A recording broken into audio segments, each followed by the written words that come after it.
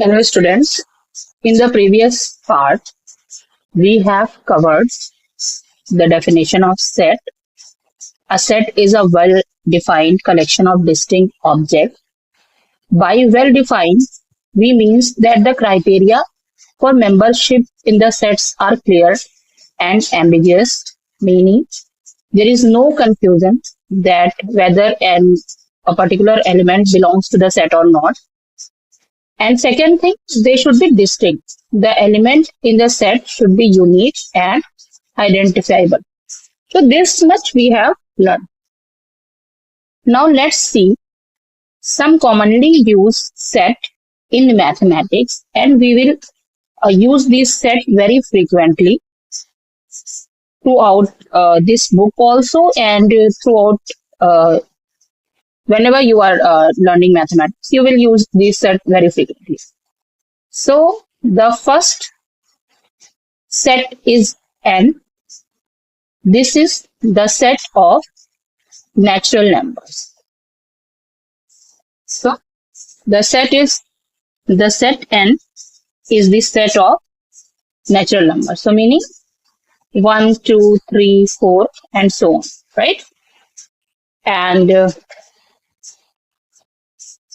next set is Z, the set of all integers. So in this we have 0, plus minus 1, plus minus 2, plus minus 3, and so on. The set Q is the set of all rational numbers. So all the elements of the form P by Q, where P and Q are integers and Q is not equal to 0. Next set is the set of real numbers. So all the numbers that you know till now are real numbers. All the rational, irrational numbers together, they are called real numbers. Okay, all the rational and irrational numbers. All the numbers that you know, natural number, integers, rational, irrational, all together are real numbers. Similarly, Z plus denotes the set of all positive integers. So 1, 2, 3, 4, and so on. So again, it's also, you can also say that this is natural number. Q plus are the set of all positive rational numbers. So here P and Q should be positive integers. P and Q should be positive integers, meaning 1, 2, 3, 4, and Q should not equal to 0. And R plus denotes all the set of positive real numbers. So these 7 sets, you will use them very frequently, and these notations are acceptable everywhere. So if it is not mentioned and it is just given that N, so you can imagine that this is the set of all natural numbers. Now again, let's discuss some examples of collections which does not form a set. So let's take an example.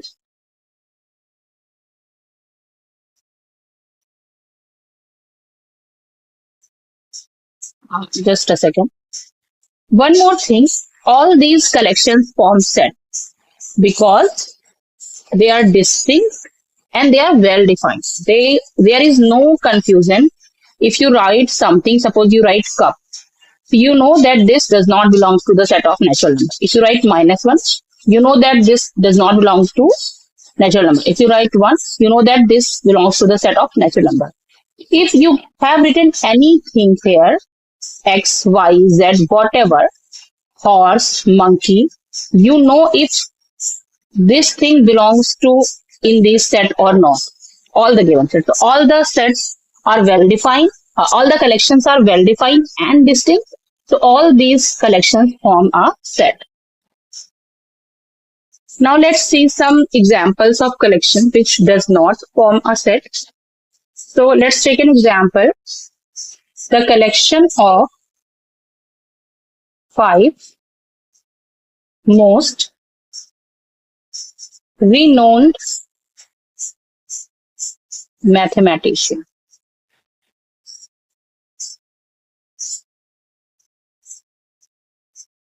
Now, you need to collect 5 most renowned mathematicians. So this is not a well-defined property. This is not a well-defined property. This most renowned is not well-defined because you don't know. You can only put 5 names over here. So for some people, someone else are most renowned, and for some other people, someone else could be most renowned 5 mathematicians. So this does not form a set. Now let's discuss a very interesting real life example that will just tell you exactly how the set forms, how you should identify if a collection is a set or not. Okay, so let's think about the collection of all potatoes in the world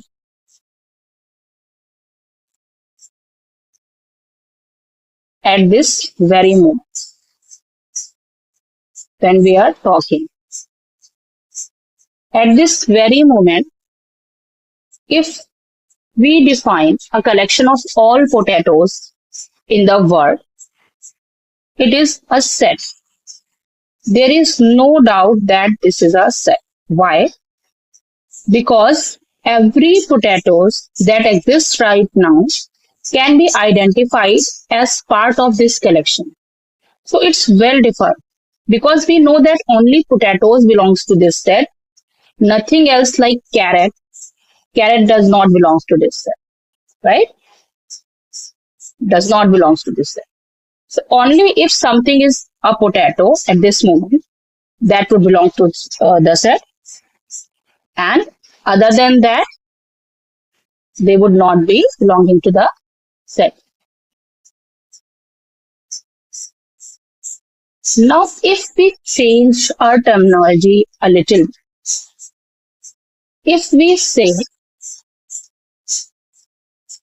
now we want to create a set. Now, we want to create a set of 1 kg potatoes from this collection, the set that we just formed from this set, the collection of all potatoes in the world at this very moment. Now we want to create a set of from this collection, the set of 1 kg potatoes. Now can you think if this would form a set or not? This would not form a set because you need to collect potatoes from this set that weighs 1 kg, right? So you cannot clearly identify which specific potatoes should be included in this 1 kg potatoes. You cannot easily distinguish which potatoes to pick out from the entire world collections without a clear rule or bond. However, if you have 1 kg potato in your house and you want to make a set of that, now you can easily identify each one. So you can create a well-defined sets from these potatoes. This is because you can clearly distinguish the elements that belong to your set, that is in your house, the 1 kg potatoes in your house. So this example clearly show how you make a set, how you define it. What does well defined means? What does distinct mean? Okay.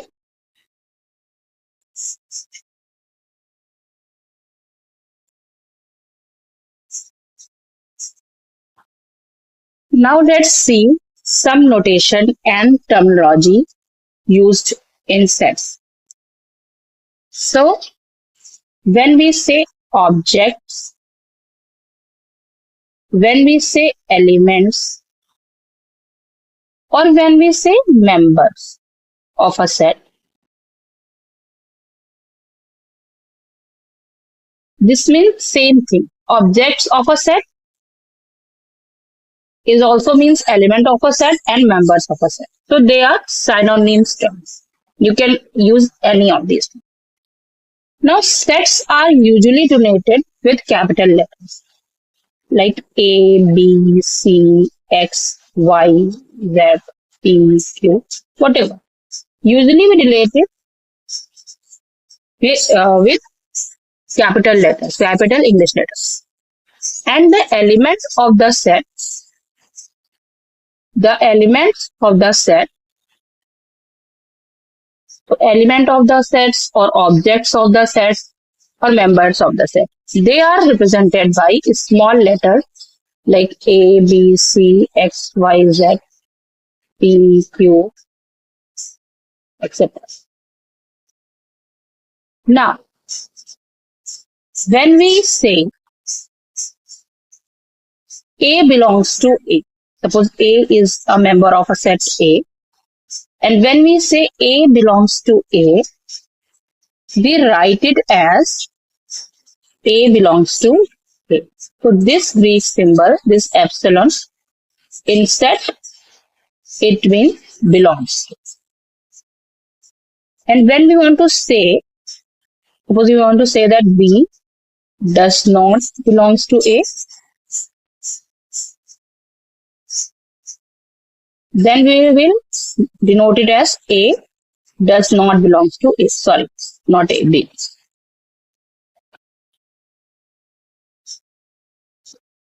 B does not belong to A. So this symbol means does not belong. Very important symbol. Belongs to epsilon, does not belong to epsilon and across. So, in the set of vowels, suppose we denote it as V, the set of vowels in English alphabet. So, what are they? A, E, I, O, U. Okay, just a second. So, this is a set of vowels A, E, I, O, U. So, now we can say that A belongs to V. And we can also say that B does not belong to B. So this makes to write these terms very easy. So these are two terminology belongs to.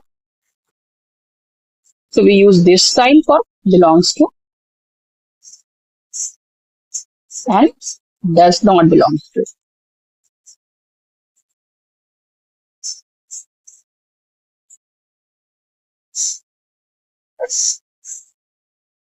And we represent the name of the set as the capital English letter and the element of the set as small English alphabet letters.